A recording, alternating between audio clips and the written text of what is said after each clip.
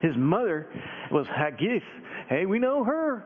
She was one of David's wives, and she had another kid named Absalom, who was pretty notorious, actually, in the previous book, in 2 Samuel. He led a revolt against David. He killed one of his brothers. And then he tried to kill David. He was going to kill his own dad and try to take over. Instead, he got wasted. Against David's wishes, he got hung by his hair and wound up getting speared and killed. Anyway, now it's his brother. This is his younger brother, Adonijah, and he's going to take his turn. And he says, I think I'm going to be king here. Yeah, I will make myself king. Well, if you're familiar with biblical teaching, this is not right. This is immoral. This is called usurping. Seizing power and authority that has not been given to you. We are taught that God wants to give leadership to people when He feels that they're right for that role. And people who trust God are willing to let Him make these decisions, and we don't try to push the issue. What He's doing here is promoting self. You can see with the chariots and men running in front, 50 men running in front of him and stuff, this is a big self-glorification thing with the thought ultimately of power. And so it's highly immoral what he's doing here. Nee talks about in his book, he says we should never try to establish our own authority.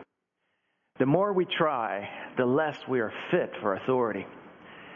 People usually assume such things as the following to be the necessary requirements for an authority: splendor and significance, strength of personality, bearing or appearance, and power.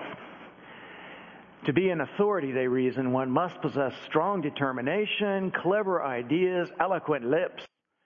But it's not these that represent authority in the spiritual sense. Instead, these stand for the flesh.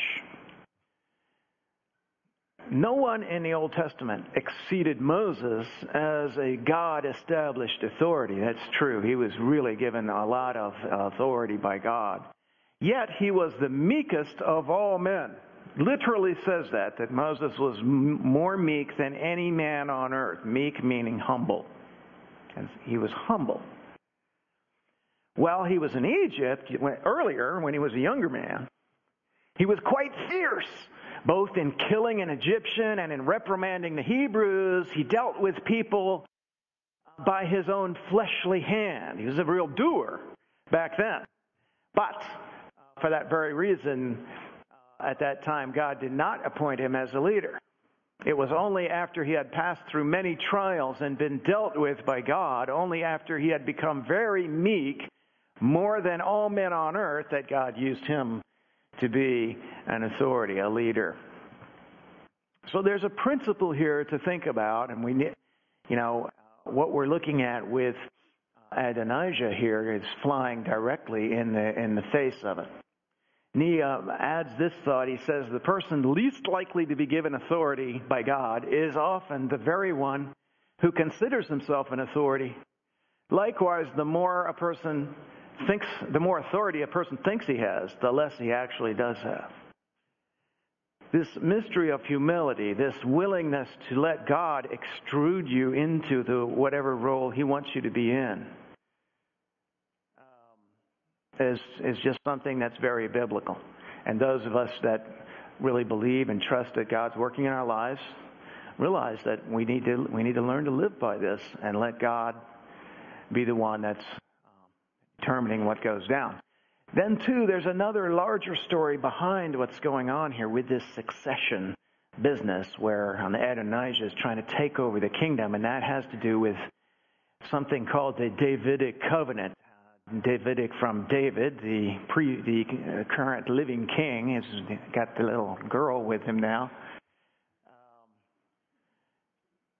This happened also in the previous book, 2 Samuel 7, verse 8, and it comes up repeatedly in 1st and 2nd Kings. So it's important to know about this covenant, this agreement that God had made with David.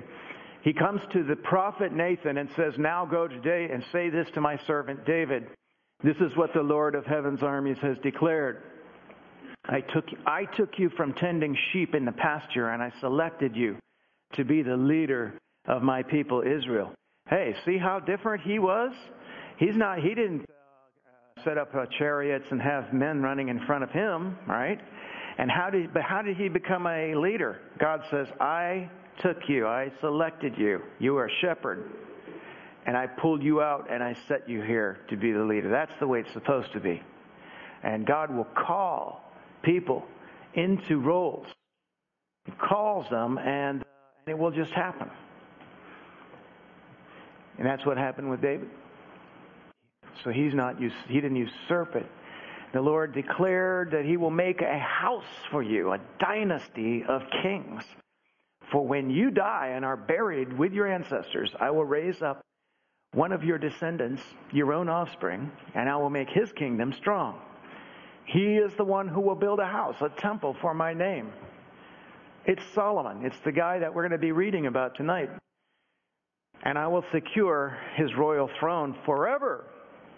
I'll be his father. He will be my son. If he sins, I'll correct and discipline him with the rod like any father would do. But my favor will not be taken from him as I took it from Saul, whom I removed from your sight. Your house, David, and your kingdom will continue before me for all time, and your throne will be secure forever.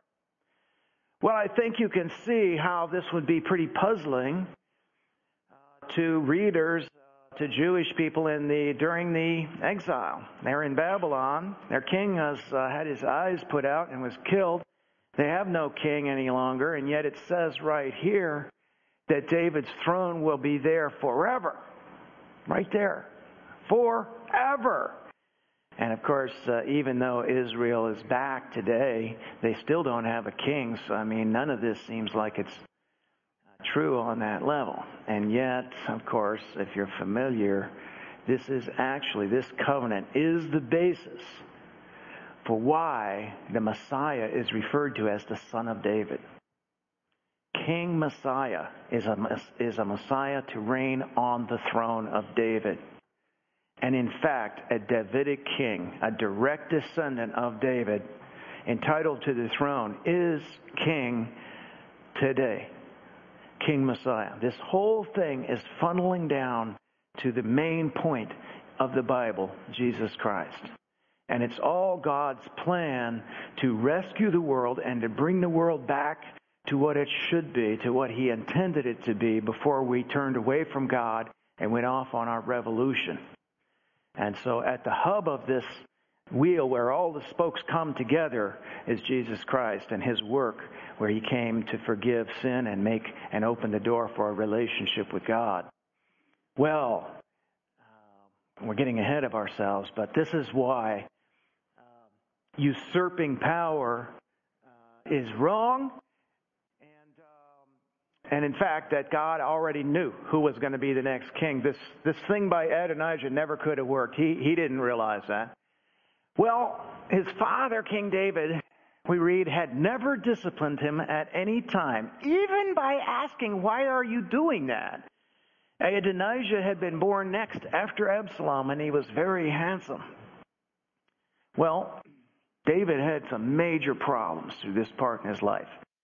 And one of his big problems was his 150 wives that he had, and his well over 100 children that were growing up in this complex of palaces that were most of them completely ignored by their father, including this guy, Adonijah. He never disciplined them and was obviously just completely absentee parent.